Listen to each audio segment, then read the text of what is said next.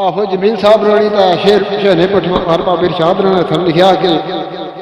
ਜਾਵਾਂ ਸੋਚ ਜੇ ਤੇਰੀ ਯਾਦ ਅੰਦਰ ਤੇਰੀਆਂ ਯਾਦਾਂ ਦੀ ਦੁਨੀਆ ਆਬਾਦ ਅੰਦਰ ਫਿਰਦਾ ਰਹਾਂ ਮੈਂ ਨਗਰੀ ਆਜ਼ਾਦ ਅੰਦਰ ਅੱਖ ਖੋਲਾਂ ਤਾਂ ਤੇਰਾ ਦੀਦਾਰ ਹੋਵੇ ਤਾਂ ਫਿਰਦਾ ਰਹਾਂ ਮੈਂ ਸਦਾ ਦੀਵਾਨਿਆਂ ਵਾਂਗ ਹੋਵਾਂ ਝੱਲਾ ਮੈਂ ਮਸਤ ਮਸਤਾਨਿਆਂ ਵਾਂਗ ਰੂਲਾ ਗਲੀਆਂ ਵਿੱਚ ਕੱਖਾਂ ਤਾਕਾਨਿਆਂ ਵਾਂਗ ਅੱਖ ਖੋਲਾਂ ਤਾਂ ਤੇਰਾ ਦੀਦਾਰ ਹੋਵੇ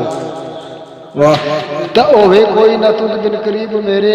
ਐਸੇ ਹੋਣ ਚੰਗੇ ਨਸੀਬ ਮੇਰੇ ਜਲਦੇ ਬਲਦੇ ਰਹਿਣ ਰਕੀਬ ਮੇਰੇ ਅੱਖ ਖੋਲਾਂ ਤਾਂ ਤੇਰਾ ਦੀਦਾਰ ਹੋਵੇ ਤਾਂ ਹੋਵੇ ਰਾਤ ਹਰ ਰਾਤ ਸ਼ਬ ਰਾਤ ਮੇਰੀ ਆਫਸਾਤ ਹੋਵੇ ਰਾਤ ਹਰ ਰਾਤ ਸ਼ਬ ਰਾਤ ਮੇਰੀ ਫੇਰ ਗਮਾਂ ਤੋਂ ਹੋਵੇ ਨਜਾਤ ਮੇਰੀ ਓ ਇਰਸ਼ਾਦ ਦੀ ਚੰਗੀ ਬਾਰਾਤ ਮੇਰੀ ਅੱਖ ਖੋਲਾਂ ਤਾਂ ਤੇਰਾ ਦੀਦਾਰ ਹੋਵੇ।